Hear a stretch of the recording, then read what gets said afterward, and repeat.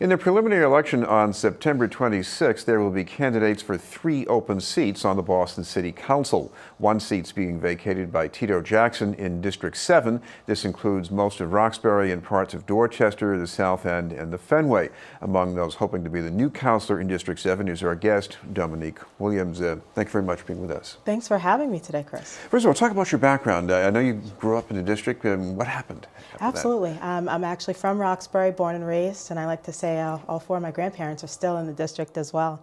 I'm from Roxbury. I did a lot of work as a volunteer high school student for Councilor Chuck Turner, and then from there I've had positions in the city, the federal, and the state.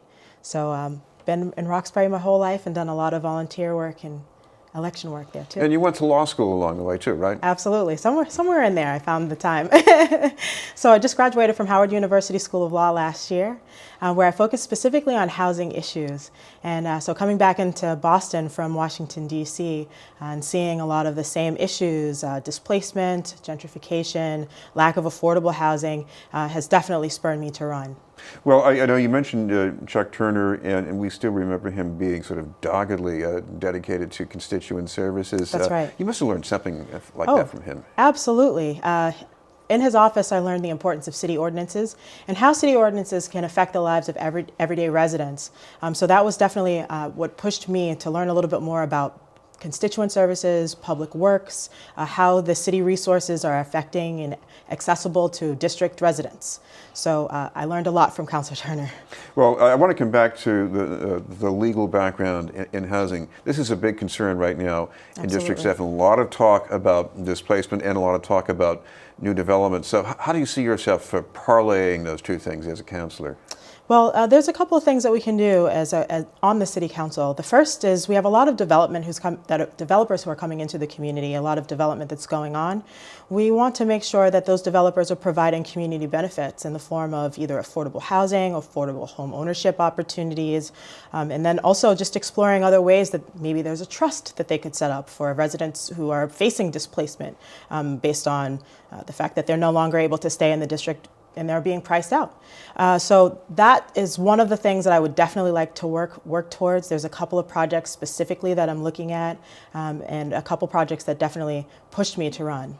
Well, I know that there's one that is causing a certain amount of controversy on Townsend Street. That's at right. a former hospital. They are offering some benefits at another location. That's right. And who knows about the parking. So what would you like to see done there? You know, actually, so we've been putting together a petition on that issue, and that's actually what I was doing a little bit earlier this morning. So they're proposing 322 units at that site on Townsend Street. I live right up the street on Monroe Street, and we would rather see 166 units there as opposed to the 322 that they're proposing. They're also not proposing a single parking space for every single unit that they want to develop there. That's going to cause major backup for a lot of the residents who already live in the area. And then they also want to blast through some of the rock that's there and put up a much larger tower to accommodate the housing that they're proposing. So all problems for me and all things I'd rather not see. Now, I've heard some great things about transit-oriented housing if it's right next to Jackson Square. That's this right. doesn't seem to be very close to any station on rapid transit, at least. It's not. And what they're proposing to do at Townsend Street is actually bus folks over. I'm not sure how feasible that is when people would rather just take an Uber or just take a Lyft to get to wherever they need to, which still contributes to some of the congestion that you'll see in terms of parking. So it's not too far from Jackson, but it's just far enough for folks not to want to have to walk. Well, another idea for at least stemming displacement has been put before the council already, and that is to give more protections to tenants for, let's say, for just cause evictions. That's right. Would you vote for that? Yeah, well, the Jem Brooks Act is definitely something that the City Council has been pushing forth.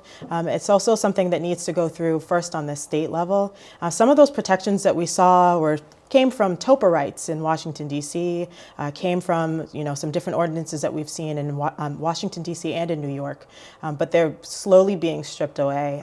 Just cause evictions are one. We also would like to see a cap on the rental increases that people are facing between years of their residency in certain areas. So I'd love to see it take place. I'd love to see it be pushed through, but it would have to go through on the state level first. This is BNN News, and we're talking with the candidate for City Council in District 7, Domonique Williams. Domonique, one of the other things that people are talking about in this race is what's going on with gun violence. Violence overall in Boston is actually going down, but the guns, at least the shootings, they're right. up. What's wrong here? What should be done? You know, violence in the community is something that's a very personal story for me. My brother was a victim of gun violence in the community. He was shot in his face and his hand when he was a freshman in college, coming back for his summer break, right up the street from our house.